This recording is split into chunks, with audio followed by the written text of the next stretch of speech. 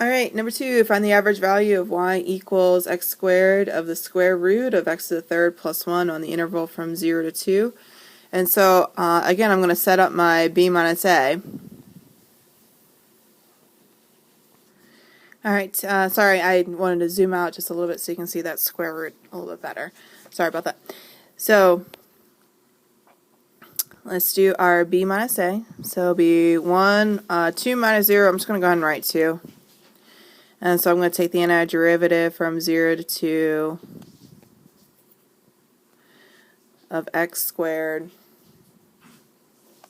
And I'm going to go and write this x to the third plus 1 to the 1/2 dx. And I hope you see I'm going to have to use u substitution. So I'm going to come over to the side. I'll do it in blue. So u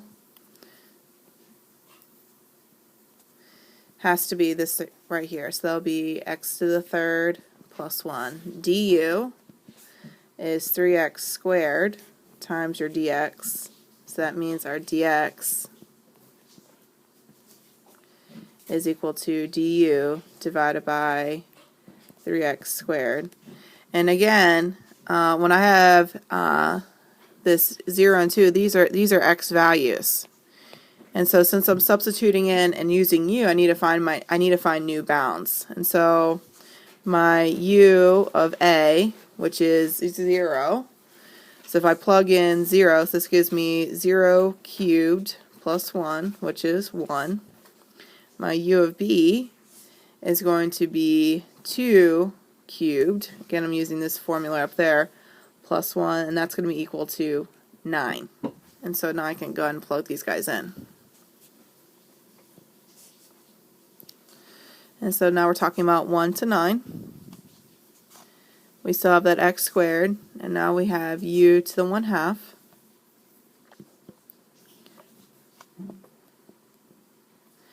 Du over 3x squared. So now we can cancel these x squareds out.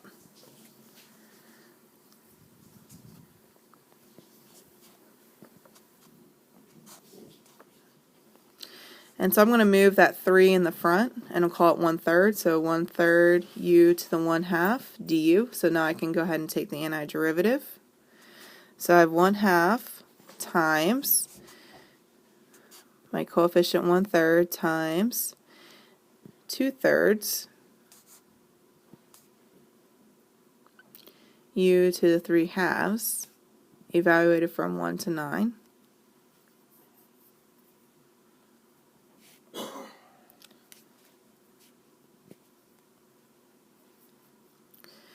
So if I put all this whole fractions outside, so I have 1/2 times 1/3 times 2/3. You'll notice these guys are going to cancel. Your halves are going to cancel, and then this becomes just 1/9.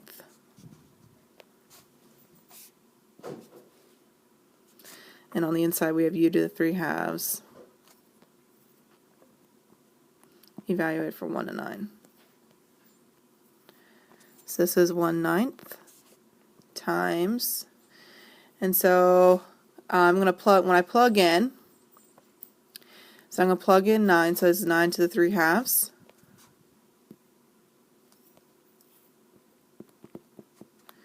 minus 1 to the 3/2.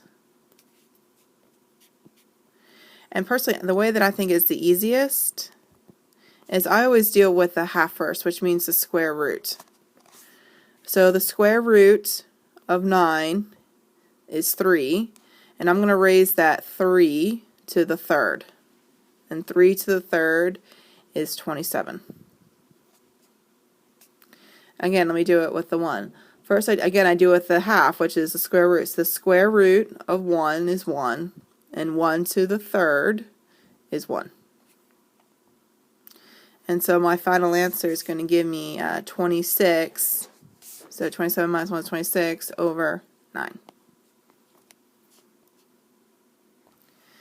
Alright, number 3, the function f of t of 6 plus cosine of t over 10 plus 3 sine 7t over 40 is used to model the velocity of a plane in miles per minute. According to this model, what is the average velocity of a plane between 0 and 40? So we're going to use our calculator.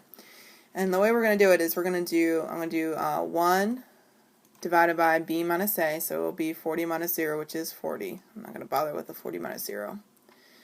And we're going to multiply that. We're going to go to math 9, and we're going to type in that 6 plus cosine blah blah blah blah, that messy function. So we're going to write 6 plus cosine of x divided by 10, close parentheses, plus 3 sine of 7x divided by 40, again close parentheses, and then it's going to be comma x, that's our independent variable, comma lower bound, which is 40, comma upper bound, sorry, 0, not 40, lower bound is 0, comma upper bound, which is 40, and then we can hit enter. And so we get the answer of 5.912, so that is our average velocity over the first 40 minutes.